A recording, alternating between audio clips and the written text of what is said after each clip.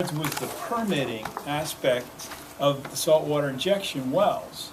And he had shown you a series of permits for those specific injection wells.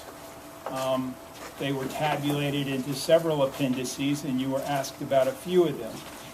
This is a repository of the Applebee's exhibits on point of the injection wells.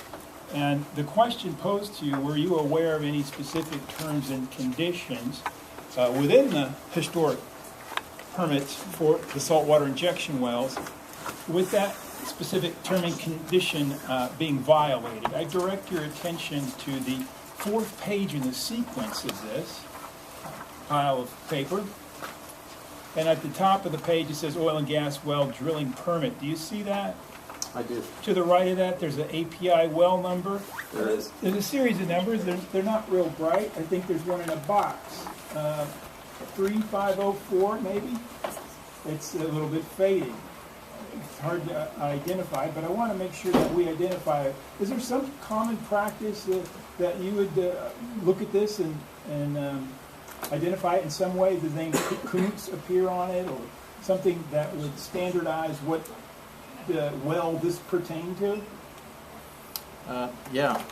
When we receive an application, we assign a unique application number to that application. It's based on the location, which includes county.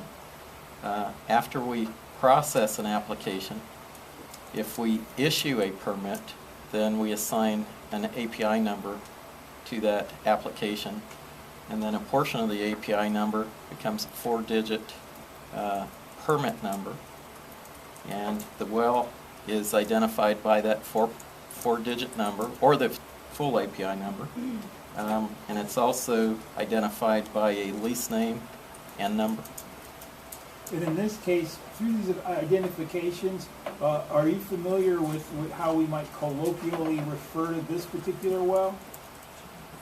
Yeah, this would be commonly called the Kuntz number 1 or saltwater injection well 14. Okay. And was that a D&L Energy Inc. Interest? Yes. And this was a permit for operation of the D&L Energy Kuntz number 14 saltwater injection well? That's correct. And in the center of that page, there is a term and condition, is there not? Yeah, we have a portion of the permit that notes whether conditions are attached. Mm-hmm. And in this case, it says clearly in the center of the page, comply with 1509 ORC and 1501 OAC, correct? That's correct. Also, in your earlier testimony in response to questioning by appellant, you were talking about logs, I believe, or manifest. Is that correct? That's correct. Could you please turn to Appellee Exhibit 16 in that same book?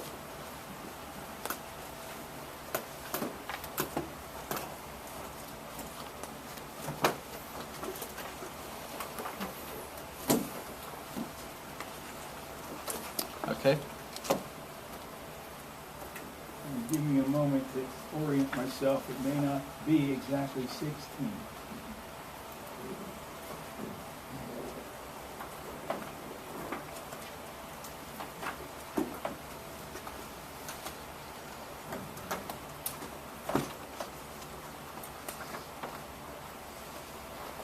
Sorry, number 12.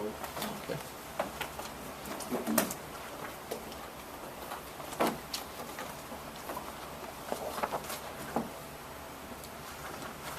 There are several sheets in here I would like to direct your attention to.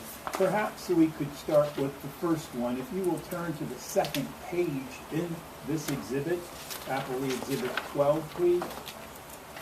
Okay. On the top of that sheet to the right, you should see a 1208. Is that what you see there? Yes. A date of November 30th? Yes. All right. From this, you had been questioned regards, is there any evidence of transporting on behalf, where D&L contracted Mohawk or MBS as it's in your order. And you'd mentioned logs of a nature that show transport. And I would submit to you that if it's for two parties in exchange of consideration, it's a contract.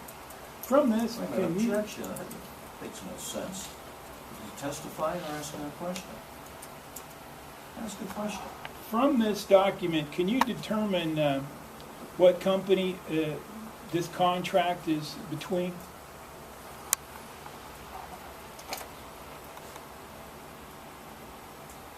Maybe the customer or the Objection. driver? Let's get the chief's testimony. I have to take a minute to read the document. Understood.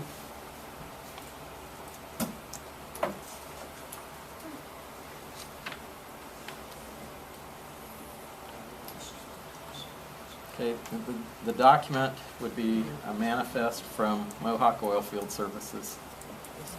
The driver's listed as Joe Rizzi, and the customer is defined as D&L Energy. And are they handling some kind of regulated material?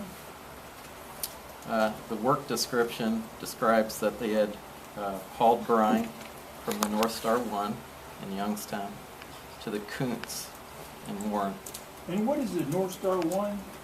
an injection well, And who owns that? D&L. And what is the Kuntz again? It's also an injection well owned by D&L. Does this equate with one of those logs that you referenced earlier that showed a violation? This would be one of the logs that we would have reviewed to indicate that D&L had knowledge that a company that was not registered, was not properly certified to be a hauler, was indeed doing business and indeed was contracted by D&L, whose principal, Ben Lupo, had been the applicant for the registration certificate for a company who was involved in hard rock. So he knew the process. He had made application for the hauler certificate for another company that he was involved with.